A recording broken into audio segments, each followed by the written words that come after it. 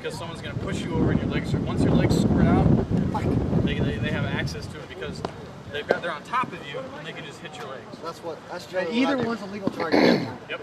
That's what I do. That's why you saw it. As soon as I knock them over, I just hit their leg. Yeah, as soon as there's not a knee up. Like if I'm down at a knee and someone's moving in for like those charges like that, first thing I'll do is I'll hit them in the leg. Okay. So then they're coming down. Really, if I get leg like that, I try to follow.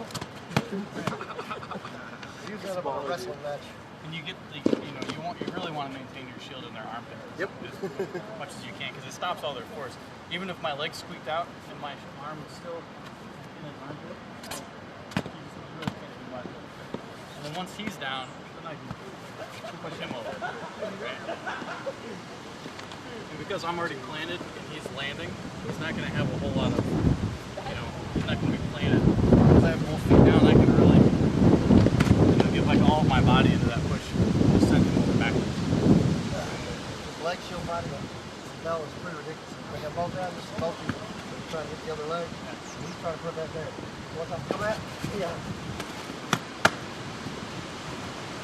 I mean, that's pretty much my response to anyone down on the leg.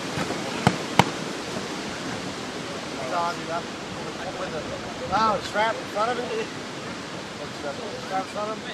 Generally, once you swing over here, they're going to take it. They're going to put it in your arm. So generally, I try to take my strap. I try to take my punch here, and I try to bash his sword until I get him over it. Because he's going to want to cross eventually. A lot of people, I punch their sword like that, I cross back too. Right. Because you're planted, it's really hard to get a lot of body. It's two totally different ways of fighting on the ground.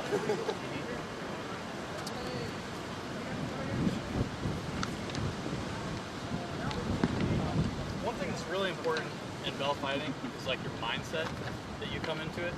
So if I come in and I fight, I'm on the edge of a line, and the first fight I come in, my first fight, I might not necessarily win, but I'm going to deliver such a hard and vicious shot with either my shield or my sword that the next couple fights, that dude's like, this dude's going to fucking hurt me, right? And so because they have that mentality, nobody wants to be the first sheep in line. Right. That guy always dies. Right, exactly. Don't wear the red shirt, asshole. Right, exactly. So there's so much, like that counts for so much in bell. Like a lot of people will line up against like real physical fighters, and you'll just see them wilt. They're just like, because it's true. They get scared. They get scared, And if you really put the hurt on someone the first fight, you might not win the first 5 fights, but if you mentally beat them, you're gonna win the next 50. Right? Even if you're not a better fighter than they are.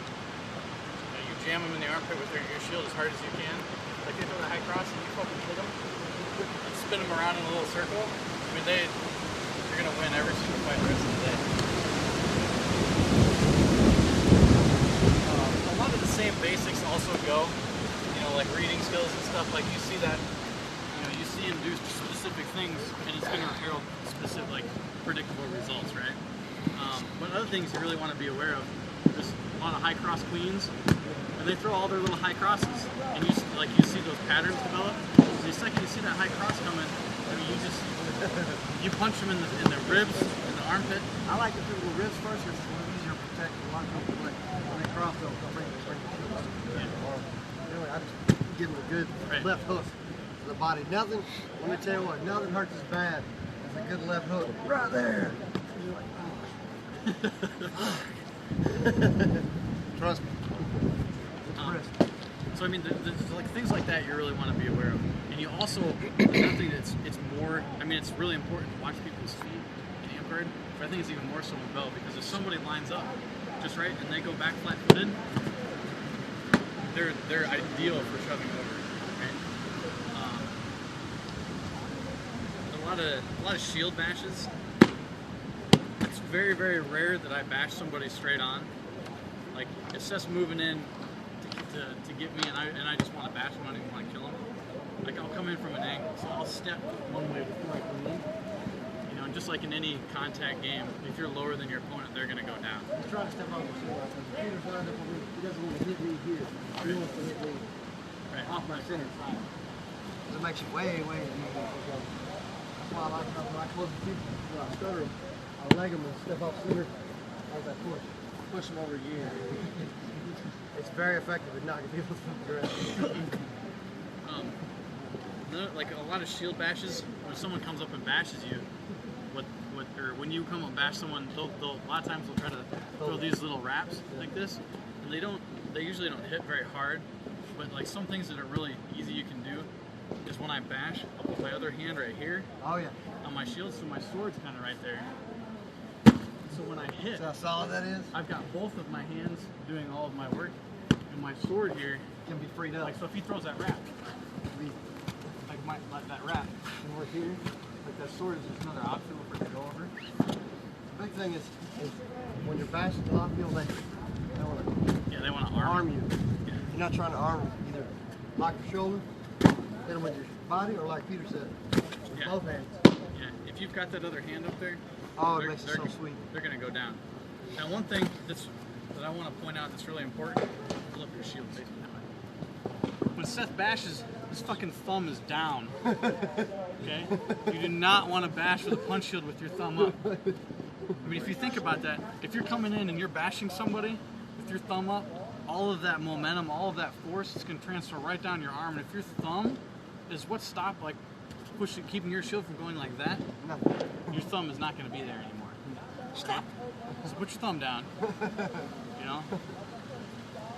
It's not croquet or anything. I mean, we're out here hurting each other. Let's not get yourself hurt.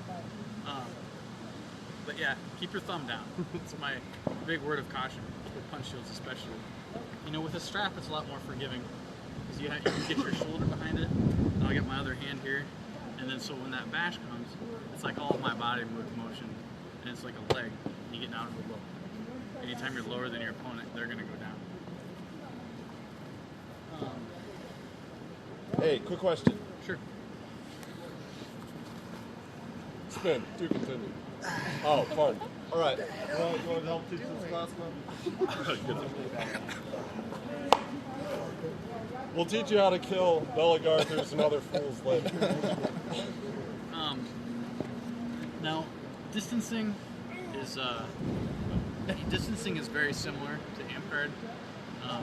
You need to be aware of your distance as well.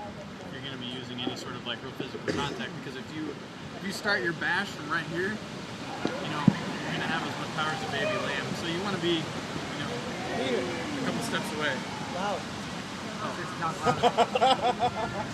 If you're going to start your bash from right up close, I mean, you're not going to have a lot of power. So you need to be a couple steps back. I usually at least want to have one good step to generate a lot more momentum for that bash. So I mean, as long as you're practicing good distancing, I mean, you should be right on the money. And another thing of note is that most people in amp guard like to fight at max range. Usually in Bel, you're going to be about a step closer. You have to generate more force. It's harder to hit people cleanly 8 feet away. Yeah. That's why you see a lot of us using the 32s. Yeah. And when you get on top of somebody and you get them retreating from you, so if Seth gets on top of me and I'm trying to get away from him, he's got the advantage completely because I'm moving backwards away from him. So he can shove me over at will. He can leg me and then shove me over and then kick me. So if you need to retreat, you know, step off their center line. Get the fuck off their center line. Because stepping backwards, not the answer. Right. You guys all know what a center line is? Anyone not know? It's okay if you don't. I can use more. Alright. Okay, so a center line. Basically, a center line is like the center of his mass, like where his shoulders are square, where his toe is pointed, like where all of his power is going to go when he moves forward. Right? Yeah. So, like, his center line is right here. So if he's going to bash me, like, I'm going to get off that center line, so his momentum is lost. Because it's a lot harder if he steps and you try to bash him. Yeah. You're really off center, so you're going to step. Yep. So you need to be real aware of that.